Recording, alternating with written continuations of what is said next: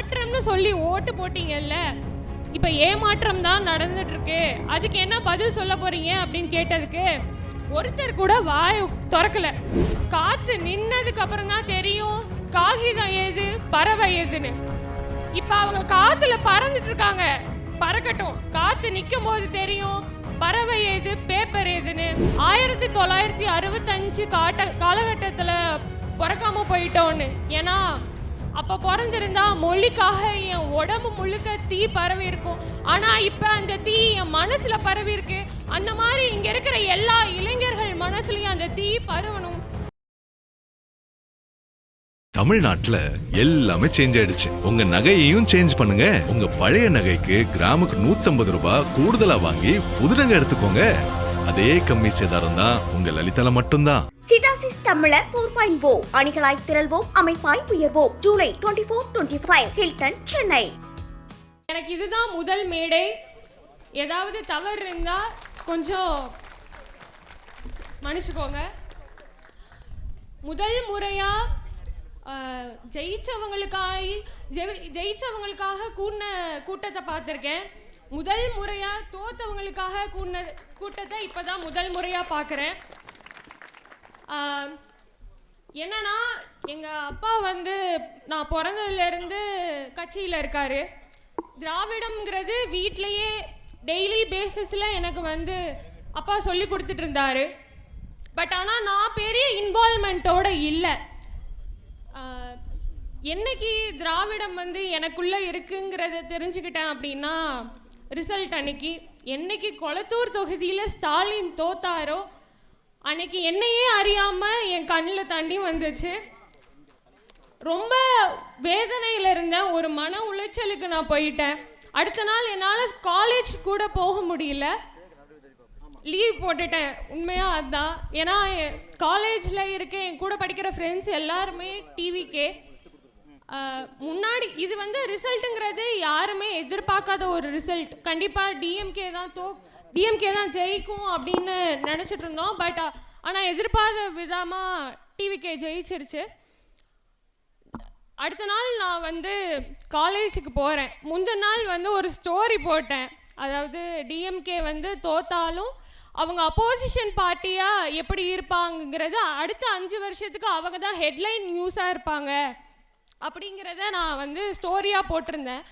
அடுத்த நாள் காலேஜுக்கு போகும்போது ஃபஸ்ட்டு 2 பீரியட் முடிஞ்சோடனே பிரேக் அப்போ என் ஃப்ரெண்ட்ஸ் எல்லாம் உட்காந்து அப்படியே கேள்வி கேட்க ஆரம்பிச்சிட்டாங்க. என்ன நீ வந்து சொன்ன இல்லை டிஎம்கே தானே ஜெயிக்கும், ஆனால் நீங்கள் பார்த்தியா டிவிகே ஜெயிச்சிருச்சு அப்படின்னு சொன்னாங்க.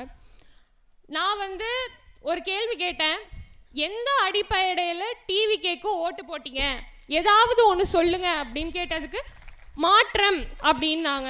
சரி, அன்னைக்கு நான் எதுவும் பேசலை. ஏன்னா மாற்றத்துக்காக ஓட்டு போட்டாங்க, அது ஒரு நல்ல விஷயந்தான், அதனால் விட்டுட்டேன். இப்போ கிட்டத்தட்ட ஒரு 50 நாட்கள் கடந்துருச்சு. இப்போ நான் போய் கேட்கும்போது மாற்றம்னு சொல்லி ஓட்டு போட்டீங்கல்ல, இப்போ ஏமாற்றம் தான் நடந்துட்டுருக்கு, அதுக்கு என்ன பதில் சொல்ல போகிறீங்க அப்படின்னு கேட்டதுக்கு ஒருத்தர் கூட வாய் திறக்கலை. அன்னைக்கு எங்கள் சார் வந்து யாரெல்லாம் எந்தெந்த கட்சிக்கு ஓட்டு போட்டீங்கன்னு கேட்டார். டிவிக்கேன்னொன்னே மொத்த கிளாஸும் தூக்குச்சு கையை. நான் ஒரே ஆள் தான் டிஎம்கேக்கு ஓட்டு போட்டேன், நான் ஒரே ஆள் தான் கை தூக்குனேன். ரொம்ப பெருமையாக இருந்துச்சு. ஏன்னா மொத்த கூட்டமும் ஒரு பக்கம் போகுது, நான் தனியாக நிற்கிறப்ப எனக்கு உண்மையாலுமே பெருமையாக இருந்தது.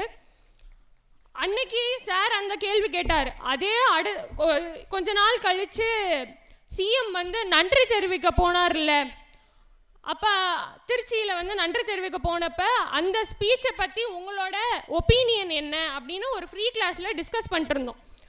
அப்போ என்ன கேட்டாருன்னா, ஒவ்வொருத்தராக எந்திரிச்சு சொல்லுங்க அப்படின்னு கேட்குறப்ப யாரெல்லாம் அன்றைக்கி டிவிகேக்கு ஓட்டு போட்டேன்னு கையை தூக்குனாங்களோ ஒருத்தர் கூட வாயை திறக்கல.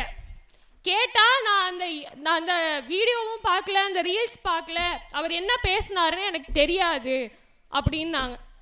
அப்போ தான் அவங்களுக்கே புரியுது, அவங்க வந்து மாற்றம்னு சொல்லிட்டு என்ன பண்ணிகிட்ருக்காங்கிறது அவங்களுக்கு புரியுது. அதை புரிஞ்சு அவங்க வந்து அவங்க தலைவருக்கான கொஷினை ரைஸ் பண்ணாமல் இன்னமும் பிளைண்டாக நம்பிட்டு இருக்கிறது தான் தப்புன்னு நான் சொல்லுவேன். திராவிடம் என்ன பண்ணியிருக்கு அப்படின்னு பார்த்தோம்னா, மகளிருக்கு நிறைய விதத்தில் பண்ணியிருக்கு. எங்கள் கிளாஸ்லேயே 5 முதல் பட்டதாரி கேண்டிடேட்ஸ் இருக்காங்க, அதில் நானும் ஒருத்தி. அப்புறம் தமிழ் புதவன் திட்டத்தில் ஒரு பையன் படிக்கிறான், புதுமை பெண் திட்டத்தில் ஒரு பொண்ணு படிக்குது. எங்கள் கிளாஸ்லேயே எடுத்துக்காட்டுறதுக்கு திமுக என்ன பண்ணியிருக்குன்னு எடுத்துக்காட்டுறதுக்கு இருக்காங்க. இப்படி போயிட்டு இருக்கும்போது டெய்லி இந்த மாதிரி ஏதாவது பேசி போடலாம் இன்டர்வெல் டைமில். அப்படி பேசிகிட்டு இருக்கும்போது ஒரு நாள் உங்கள் கட்சி கொள்கை என்ன, நீங்கள் வந்து என்னென்ன பண்ணிகிட்ருக்கீங்க அப்படிலாம் பேசிகிட்டு இருக்கும்போது உங்கள் கட்சி என்ன பண்ணுச்சு அப்படின்னு சொல்லும்போது கிளாஸில் இருக்க மெம்பர்ஸேவே எடுத்துக்காட்டாக சொன்னேன். அதுக்கு சொன்னதுக்கு அதெல்லாம் இல்லை, ஊழல் பண்ணுறீங்க. அவங்க அப்படியே சிஎம் விஜய் மாதிரியே பேசுனாங்க. ஊழல் பண்ணுறீங்க, சட்ட ஒழுங்கு சரியில்லை அப்படின்னாங்க. இதை வந்து திமுக ஆட்சியில் இருக்கப்ப நான் சொன்னேன், தனி மனித ஒழுக்கம் வேணும். ஒரு இன்சிடெண்ட் நடக்குது அப்படிங்கிறப்ப ஒரு தனி மனித ஒழுக்கம் வேணும், அப்போ தான் சமுதாயம் மாறும்னு சொன்னப்ப அதெல்லாம் இல்லை, லா அண்ட் ஆர்டர் தான் தப்பு, திமுக மேலே தான் தப்புன்னாங்க. இப்போ போய் இத்தனை கேஸ் நடந்திருக்கு, இதுக்கு என்ன பதில் சொல்ல போறீங்கன்னு கேட்டால் தனி மனித ஒழுக்கம் வேணும்னு அவங்க சொல்கிறாங்க. இதை தான் நாங்களும் சொன்னோம், அது அப்போ கேட்கல. இதெல்லாம் பேசுனா நீ என்ன பெரிய இன்டெலெக்சுவலா அப்படின்னு கேட்குறாங்க. அது வேற எதுவும் இல்லை, உங்கள் முன்னாடி நாங்கள் இன்டெலெக்சுவலாக தெரிகிறோம், அவ்வளோதான். இந்த கொள்கை கோட்பாடுன்னு பேசுகிறதுனால உங்கள் முன்னாடி நாங்கள் இன்டெலெக்சுவலாக தெரிகிறோம். திராவிடம் என்ன பண்ணியிருக்குங்கிறதுக்கு பெரிய எக்ஸாம்பிள் எங்கள் வீட்டில் எங்கள் அம்மா வந்து திராவிட முன்னேற்ற கழகத்தில் 13வது வார்டு மாமன்ற உறுப்பினர். அவங்க பெருசாக படிக்கல, தேனியில் ஒரு சின்ன கிராமத்தில் பிறந்து வீடு கணவன் சமையல் அறைன்னு இருந்தவங்களுக்கு இன்னைக்கு திராவிடமும் பெண் உரிமைனா என்ன, சுயமரியாதைனா என்னன்னு சொல்லி கொடுத்துருக்கு திமுக. இதுக்கு பெரிய எக்ஸாம்பிள் எங்கள் அம்மா தான். அதை அந்த வழியில் எடுத்துகிட்டு போனது எங்கள் அப்பா, அவரும் ஒரு திமுக வார்டு செயலாளர். என் ஃப்ரெண்ட்ஸ் எல்லாம் நீங்கள் திமுகவில் இருக்கீங்க அதனால தான் நீ திமுகவுக்கு ஓட்டு போடுற அப்படின்னா அது கிடையாது. திமுகவில் நான் இருக்கிறனால ஓட்டு போட கிடையாது, திமுக என்னென்ன பண்ணியிருக்குன்னு படித்தனால தான் திமுகவுக்கு ஓட்டு போட்டிருக்கேன். நீங்களும் அதை படித்து பாருங்கள், கண்டிப்பாக உங்கள் மைண்ட்லேயும் திமுகவுக்கு தான் ஓட்டு போடணும்னு நினைப்பீங்க. எனக்கு ஒரு சின்ன வருத்தம் இருக்குது, என்னென்னா 1965 காலகட்டத்தில் பிறக்காமல் போயிட்டோன்னு. ஏன்னா அப்போ பிறந்திருந்தா மொழிக்காக என் உடம்பு முழுக்க தீ பரவி இருக்கும். ஆனால் இப்போ அந்த தீ என் மனசில் பரவி இருக்கு. அந்த மாதிரி இங்கே இருக்கிற எல்லா இளைஞர்கள் மனசுலையும் அந்த தீ பரவணும். திமுக மீண்டும் வரும், மீண்டு வரும், என்றும் அன்னார் பெரியார் வழியில் பயணிப்போம். கடைசியாக கலைஞர் சொன்ன ஒரு வாசகத்தை கூறி விடைபெறேன். காற்றுல காகிதமும் பறக்கும், பறவையும் பறக்கும். காற்று நின்னதுக்கு அப்புறம் தான் தெரியும் காகிதம் எது பறவை எதுன்னு. இப்போ அவங்க காற்றுல பறந்துட்டு இருக்காங்க, பறக்கட்டும். காற்று நிற்கும் போது தெரியும் பறவை எது பேப்பர் எதுன்னு. வாய்ப்பளித்த அனைவருக்கும் நன்றி கூடி விரும்புகிறேன். நன்றி, வணக்கம். தமிழ்நாட்டுல எல்லாமே சேஞ்ச் ஆயிடுச்சு. உங்க நகையையும் சேஞ்ச் பண்ணுங்க. உங்க பழைய நகைக்கு கிராமுக்கு 150 ரூபாய் கூடுதலா வாங்கி புது நகை எடுத்துக்கோங்க. அதே கம்மி சேதாரம் தான் உங்க லலிதால மட்டும்தான். சிட்டாசிஸ் தமிழர் 4.0 அணிகளாய் திரள்வோம், அமைப்பாய் உயர்வோம். ஜூலை 24-25 ஹில்டன், சென்னை.